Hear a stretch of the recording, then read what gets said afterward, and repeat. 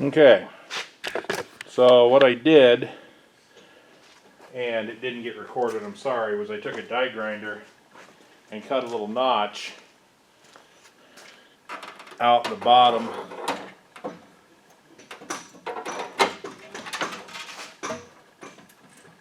of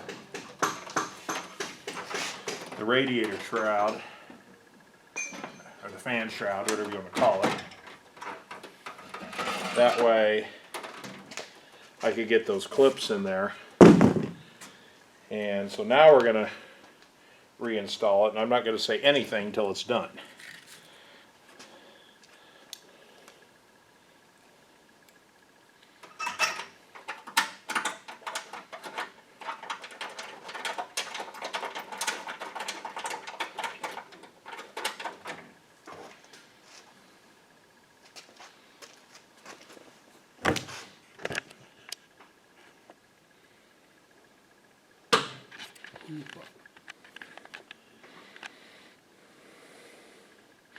That would have been my grandson who's doing the first of the rotors on the other side using the bad language. We'll video doing the second one and you can see what's involved.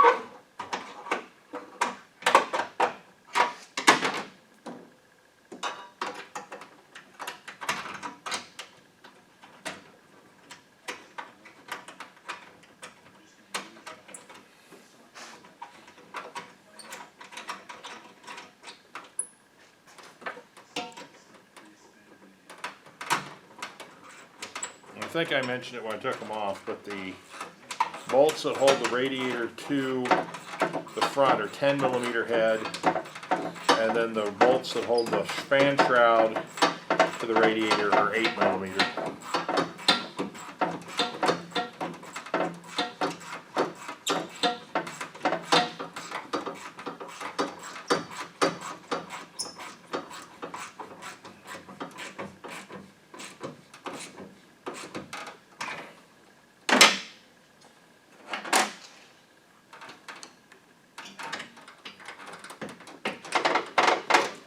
If you've seen how rusty what came out of here is, we're going to put new coolant in it and run it for about a week and then change the coolant again.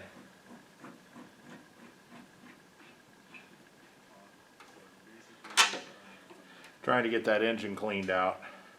Looks like somebody put in regular tap water instead of distilled water. Whenever you do one of these, use distilled water if you're going to use water.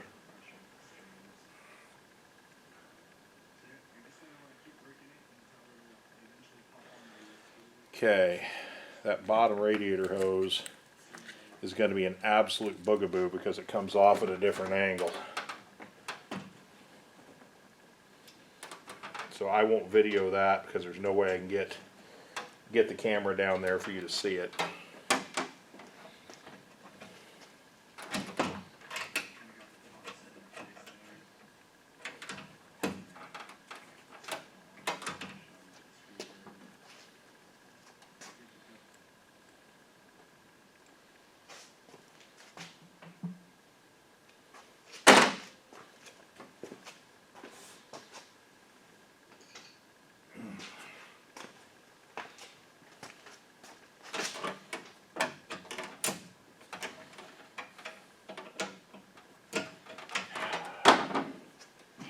So yeah, you don't need to see this. I'm going to have to go get an 8mm socket to put these in. So that should wrap up the radiator change.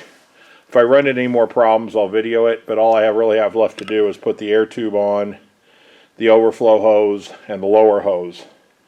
So with that, hopefully you learned something today. Learned that the replacement 3-core radiator doesn't fit the same way. If you like what you're seeing, please hit that subscribe and like button, and we'll be back with the video on the driver's side rotor.